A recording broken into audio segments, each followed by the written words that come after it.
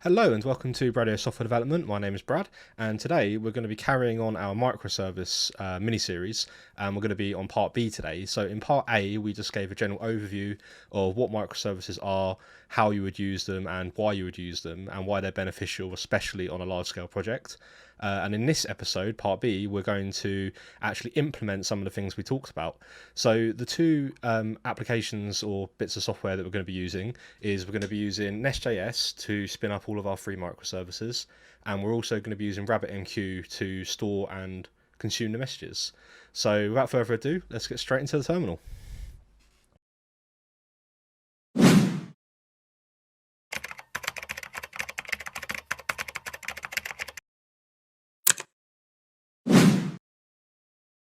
Okay, so before we start, I just want to give some prerequisites for what you might need on your laptop already set up. If you don't know how to set these up, then I do have another series, and you can follow the tooling episode for that. I'll put it up there somewhere, but I'll put it on the top. But you basically, we're going to be using Docker, we're going to be using Node, we're going to be using npm, and we're going to be using Nest.js and RabbitMQ, although if you have the other things installed, it shouldn't be too difficult to set up. The first thing we need to do is set up our directory. So this is my home directory on my MacBook, and I already have a folder called projects.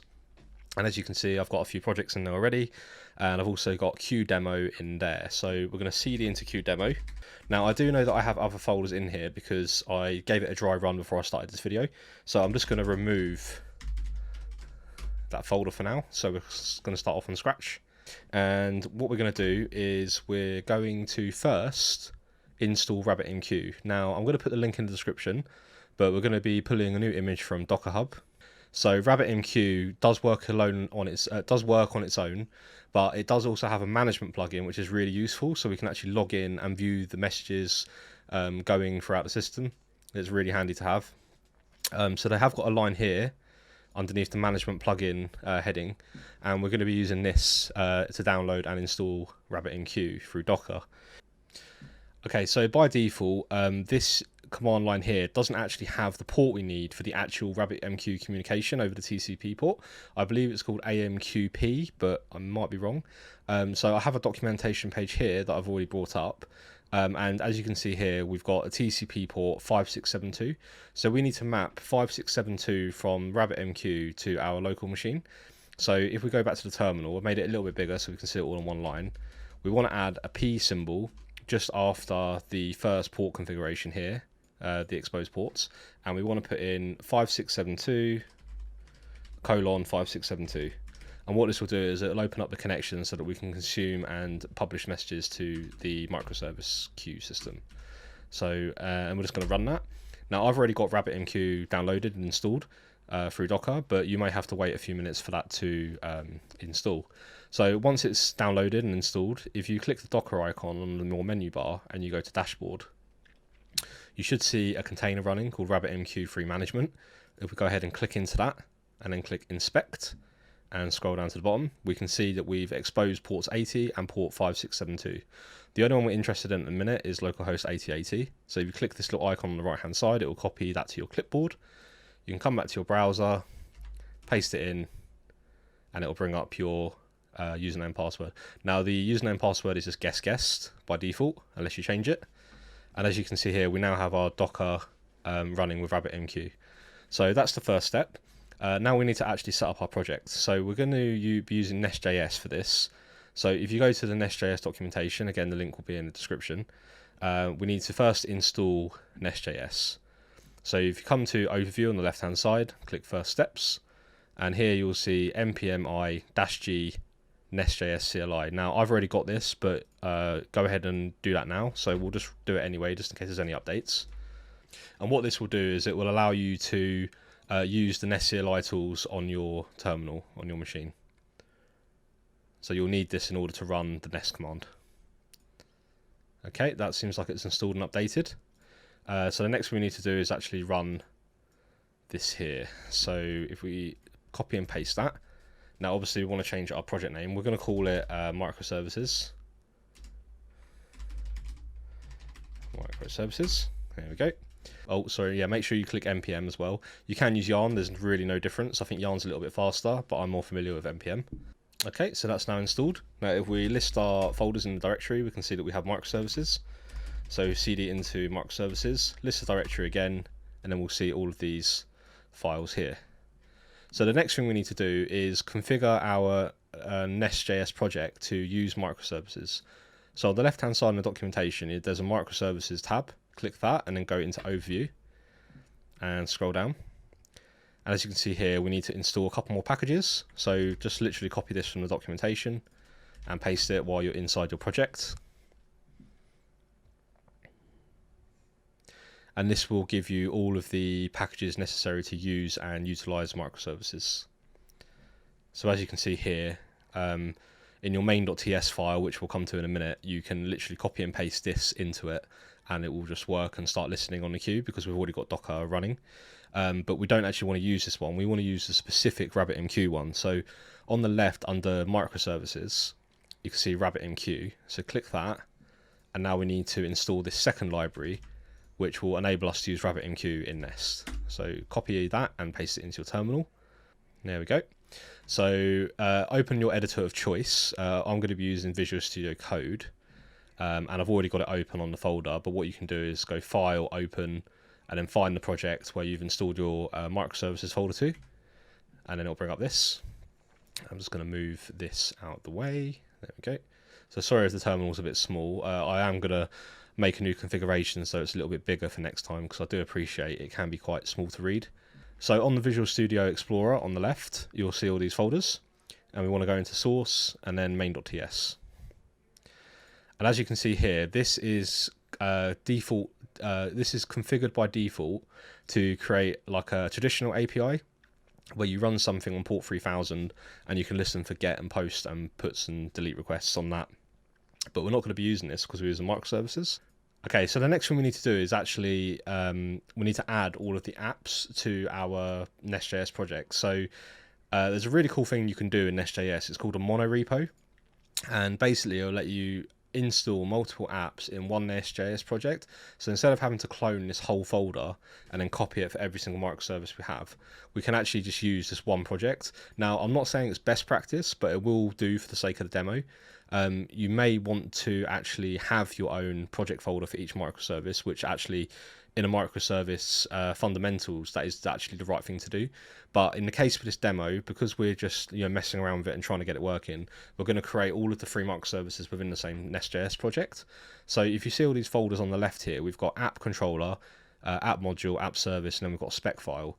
So what we can actually do is create a subfolder under source, and it will create microservice A, microservice B, microservice C, and we don't have to do any more configuration than that. Everything just works out of the box.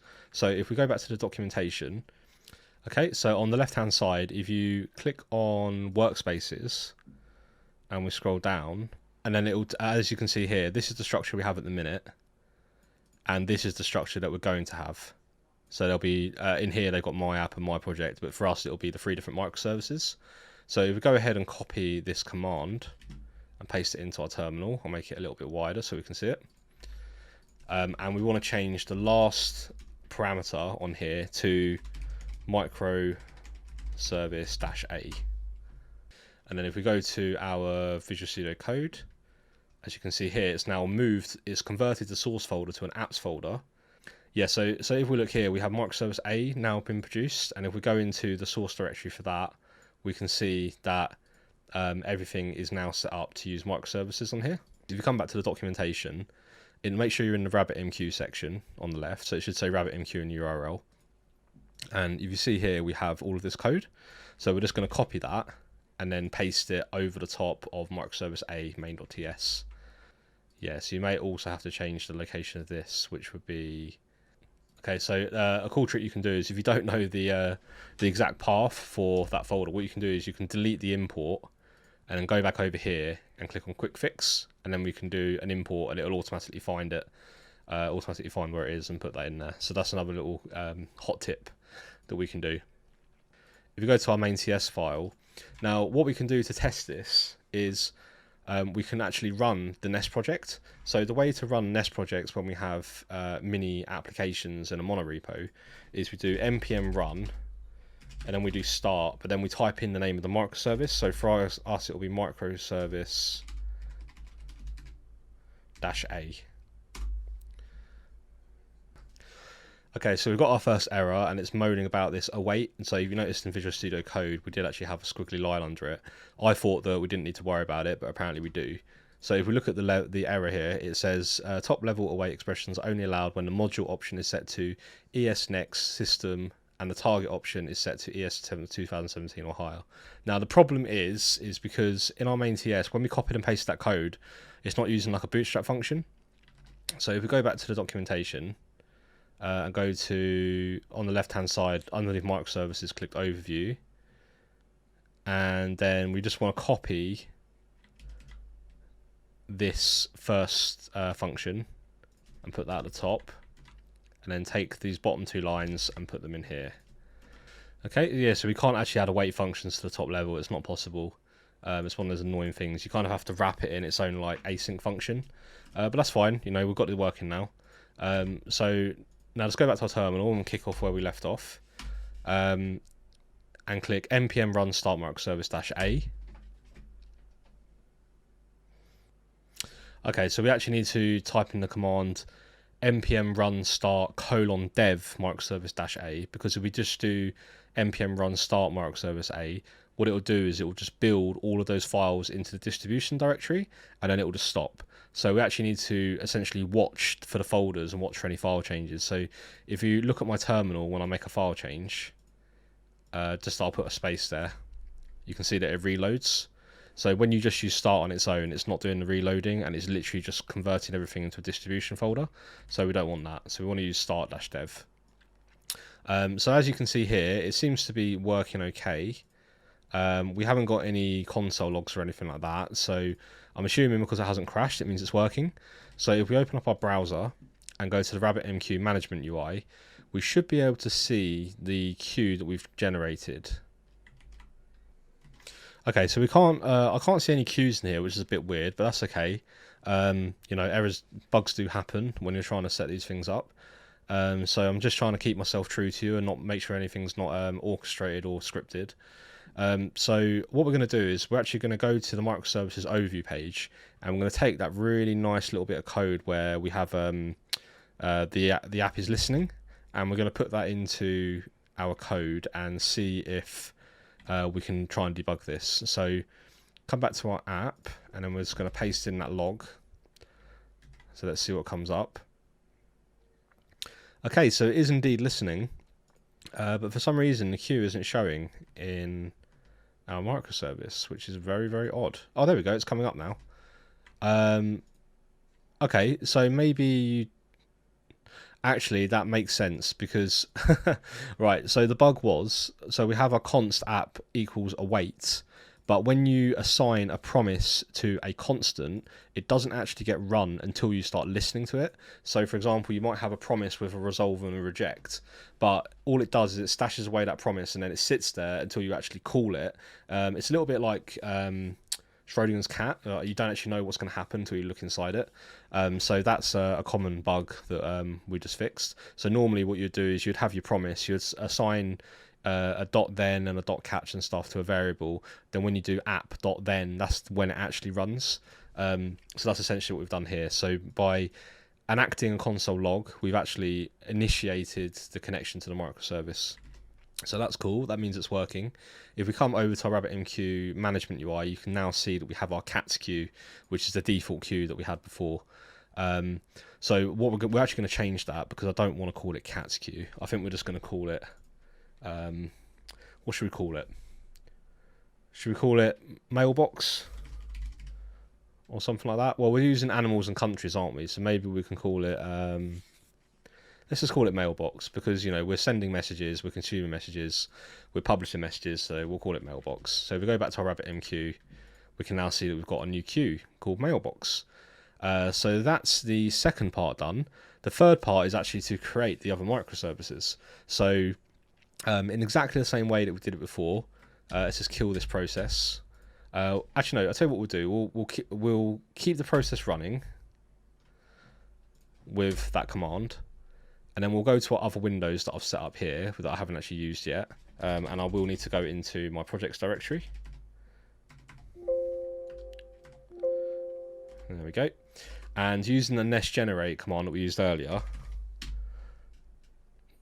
nest generate app, and then we'll do a microservice B, and then we'll also do a microservice C. So we'll have 3 microservices all running in tandem.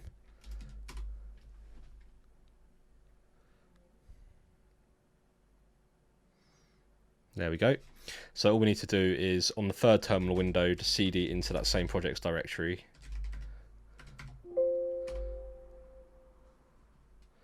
And we also now need to run the npm command for the B in our 2nd terminal, and also for the C in our 3rd terminal.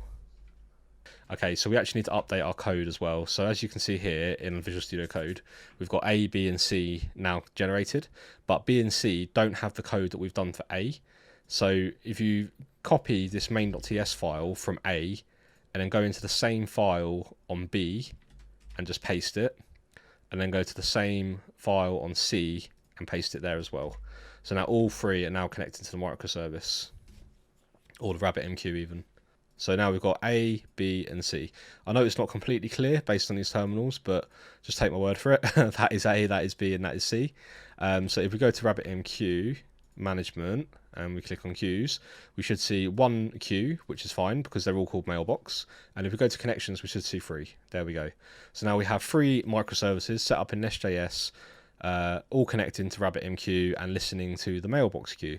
So that's pretty much it for now. I think in the next video we're going to talk about events and how we can listen to different names of events and how we can move data around the system. So thanks for watching. To like, comment and subscribe, and I have a little bit of an announcement as well. I've set up my own website because I want to have all of my videos and all of my tutorials and all of my courses on my website. So it's bradio.io, bradio.io. So bradio.io. I'll put the link in the description as well for that. So if you did want to bookmark it or sign up to a mailing list, then you can do it there, and you can find out about all the new stuff that I do based around this channel. So again, thanks for watching. I hope you enjoyed it. I'll make sure I make the text bigger in the next video, and I'll catch you in part C where we start talking about events. So I'll see you next time. See you later.